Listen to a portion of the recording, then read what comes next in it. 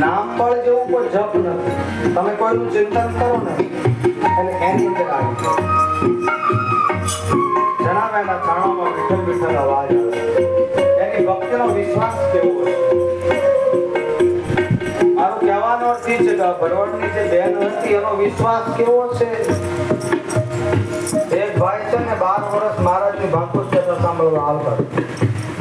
એક દિવસ એને બહાર જવાનું થયું.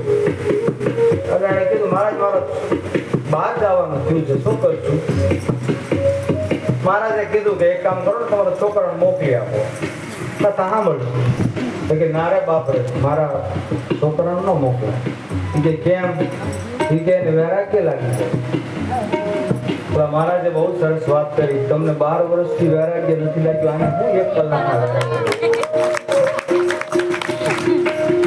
એટલે સુંદર નામ હતું ભગવાનનું જનાબાઈ. છાણામાં પણ જો ભગવાન મળતો હોય તો બીજે ઈશ્વર ક્યાં? રાજા પરીક્ષિતને એમ કહે કે રાજા,